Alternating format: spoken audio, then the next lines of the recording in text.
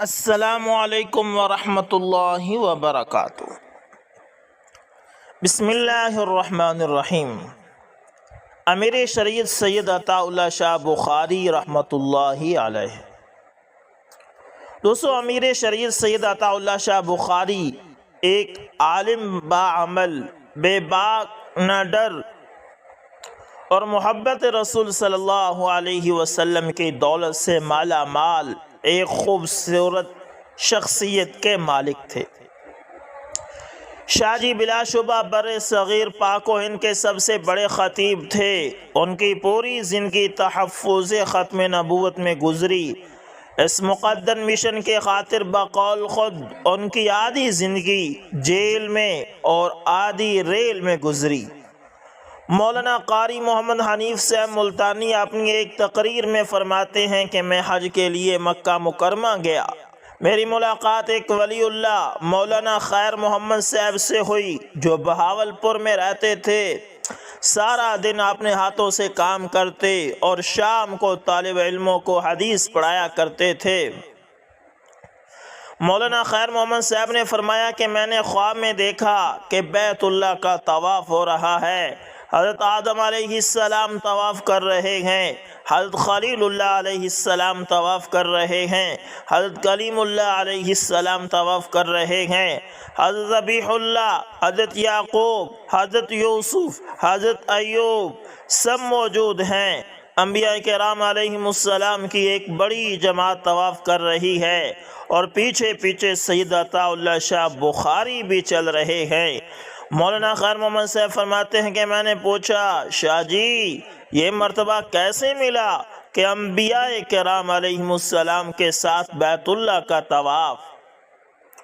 تو شاہ جی فرمانے لگے، بس اللہ تعالیٰ نے یوں کریمی فرما دی کہ عطا اللہ شاہ تم نے میرے محبوب صلی اللہ علیہ وسلم کی ختم نبوت کے لیے زندگی جیل میں کاٹ دی، مصیبتوں اور دکھوں میں گزار دی، اب نبیوں کے ساتھ طواف کی سعادت حاصل کر۔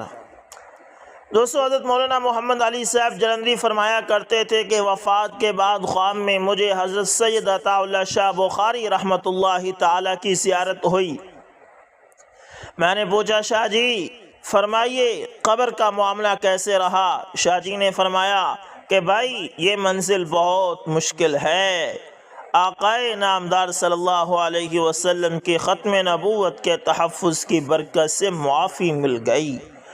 حضرت مولانا محمد علی جلندری رحمۃ اللہ تعالی نے فرمایا کہ حضرت مولانا رسول خان جو پاکستان کے بہت بڑے محدث اور استاذ الانام ہیں، انہوں نے فرمایا کہ میں نے خواب میں دیکھا کہ آپ صلی اللہ علیہ وسلم جماعت صحابہ میں تشریف فرما ہیں۔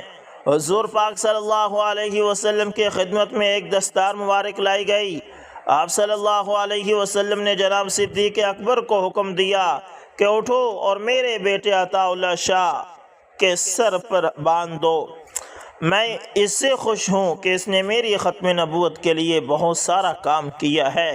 مولانا فرمایا کرتے تھے کہ آپ نے خود یا اور کسی صحابی کو کیوں حکم نہ دیا کہ بخاری صاحب کے سر پر دستار باندھ دو، بلکہ حضرت ابوبکر صدیق کو حکم دیا۔ یہ اس طرف اشارہ کرنا مقصود تھا کہ سب سے پہلے ختم نبوت کا تحفظ مسلمہ کذاب کے زمانہ میں حضرت صدیق اکبر نے کیا تھا۔ اب پاکستان میں مسلمہ پنجاب کا مقابلہ اور ختم نبوت کا تحفظ بخاری صاحب نے کیا۔ گویا ختم نبوت کا ایک محافظ ختم نبوت کے دوسرے محافظ کو دستار بندی کرا دے۔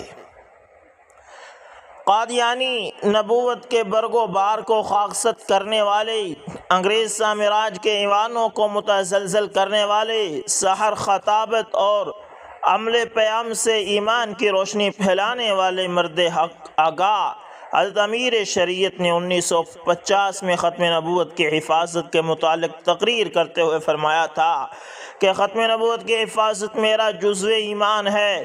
جو شخص بھی اسے یعنی اس ردا کو چوری کرے گا، جی نہیں چوری کا حوصلہ بھی کرے گا، میں اس کے گریبان کی دھجیاں بکھیر دوں گا۔ میں میاں آپ صلی اللہ علیہ وسلم کے سوا کسی کا نہیں، نہ اپنا نہ پرایا۔ میں انہی صلی اللہ علیہ وسلم کا ہوں، وہی میرے ہیں جن کے حسن و جمال کو خود رب کعبہ نے قسمیں کھا کھا کر آراستہ کیا ہو۔ میں آپ صلی اللہ علیہ وسلم کے حسن و جمال پر نہ مر مٹوں تو لعنت ہے مجھ پر، اور لعنت ہے ان پر جو آپ صلی اللہ علیہ وسلم کا نام تو لیتے ہیں لیکن سارقوں چوروں کی خیرہ چشمی کا تماشا دیکھتے ہیں۔ جب شاطم رسول راجپال نے گستاخانہ کتاب لکھی تو شاہ جی رحمۃ اللہ تعالی نے لاہور میں خطاب کرتے ہوئے فرمایا، مسلمانوں، میں تمہاری سوئی ہوئی غیرت کو جھنجھوڑنے آیا ہوں۔ آج کفار نے توہین رسالت صلی اللہ علیہ وسلم کا فیصلہ کر لیا ہے، انہیں شاید یہ غلط فہمی ہے کہ مسلمان مر چکا ہے۔ آؤ اپنی زندگی کا ثبوت دو۔ عزیز نوجوانوں، تمہارے دامن کے سارے داغ صاف ہونے کا وقت آ پہنچا ہے۔ گنبد خضرا کے مکین تمہاری راہ دیکھ رہے ہیں، ان کی آبرو خطرے میں ہے، ان کی عزت پر کتے بھونک رہے ہیں۔ اگر قیامت کے روز محمد صلی اللہ علیہ وسلم کی شفاعت کے طالب ہو تو پھر توہین رسالت صلی اللہ علیہ وسلم کرنے والی زبان نہ رہے یا پھر سننے والے کان نہ رہیں۔ مشہور ادیب ڈاکٹر سید عبداللہ لکھتے ہیں کہ اس روز پانی اور آگ یعنی سرد آہوں اور گرم آنسوؤں کے ملاپ سے ان کی تقریر ڈھل رہی تھی۔ شاہ جی نے خطاب کرتے ہوئے مزید فرمایا کہ آج آپ لوگ جناب فخر رسول صلی اللہ علیہ وسلم کی عزت و ناموس کو برقرار رکھنے کے لیے جمع ہوئے ہیں۔ آج اس جلیل القدر ہستی کا وجود معرض خطرے میں ہے جس کی دی ہوئی عزت پر تمام موجودات کو ناز ہے۔ آج کوئی روحانیت کی آنکھ سے دیکھنے والا ہو تو دیکھ سکتا ہے کہ اس دروازے پر ام المؤمنین حضرت عائشہ صدیقہ اور ام المؤمنین حضرت خدیجہ الکبریٰ رضوان اللہ علیہما اجمعین آئی ہیں اور فرما رہی ہیں کہ ہم تمہاری مائیں ہیں، کیا تمہیں معلوم نہیں کہ کفار نے ہمیں گالیاں دی ہیں؟ ارے دیکھو، کہیں ام المؤمنین عائشہ رضی اللہ تعالی عنہا دروازے پر تو نہیں کھڑی ہیں؟ یہ سن کر مجمع پلٹا کھا گیا، مسلمانوں میں کوہرام مچ گیا، اور وہ تمہاری محبت کا تو یہ عالم ہے کہ عام دھاڑیں مار مار کر رونے لگے۔ حالتوں میں کٹ مرتے ہو، یعنی دھاڑیں مار مار کر رونے لگی حالتوں میں تو کٹ مرتے ہو۔ لیکن کیا تمہیں معلوم نہیں کہ آج سبز گنبد میں رسول اللہ صلی اللہ علیہ وسلم تڑپ رہے ہیں؟ آج خدیجہ اور عائشہ رضی اللہ تعالی عنہما پریشان ہیں۔ بتاؤ تمہارے دلوں میں امہات المؤمنین کی کیا وقت ہے؟ آج ام المؤمنین عائشہ تم سے اپنے حق کا مطالبہ کر رہی ہے، وہی عائشہ جنہیں رسول اللہ صلی اللہ علیہ وسلم نے حمیرہ کہہ کر پکارا تھا، جنہوں نے سید عالم صلی اللہ علیہ وسلم کی رحلت کے وقت مسواک چبا کر دی تھی۔ اگر تم خدیجہ اور عائشہ کے ناموس کی خاطر جانے دے دو تو کچھ کم فخر کی بات نہیں ہے۔ یاد رکھو، جس روز یہ موت آئے گی پیام حیات لے کر آئے گی۔ اگر کچھ پاس رسالت صلی اللہ علیہ وسلم ہے تو ناموس رسالت صلی اللہ علیہ وسلم کی حفاظت کرو۔ یہ کلمات اہل ایمان بالخصوص غازی علم الدین شہید کے دل کی دھڑکن میں ڈھل گئے۔ تحریک ختم نبوت 1953 کے دوران ایک جلسہ عام سے خطاب کرتے ہوئے سید عطا اللہ شاہ بخاری رحمۃ اللہ تعالی نے فرمایا تھا کہ اگر لا نبی بعدی کا مفہوم سلامت نہیں تو ایمان کا جز کا کروڑواں حصہ بھی نہیں بچے گا۔ جڑ کو گھن لگے تو شاخ اور پتیاں سلامت نہیں رہتی۔ عقیدے کو درخت سمجھو، جب تک جڑ مضبوط نہ ہو درخت بار آور نہیں ہو سکتا۔ اب وہ ماں مر گئی ہے جو نبی جنا کرتی تھی۔ مشاط ازل نے آپ صلی اللہ علیہ وسلم کی زلفوں میں کنگھی ہی توڑ ڈالی جو زلف نبوت سنوارا کرتی تھی۔ اب زمانے کے یہ کنڈل یوں ہی رہیں گے لیکن کسی کنگھی کی ضرورت نہیں پڑے گی۔ آئیے ہمارے ساتھ تعاون کیجئے، ایک دن ہماری بات پورے مسلمانوں کی آواز بن جائے گی جسے حکومت کو بھی سننا پڑے گا۔ ہمیں اپنے خدا پر پورا یقین اور بھروسہ ہے کہ ہم بھی حالات بدل کر دکھا دیں گے۔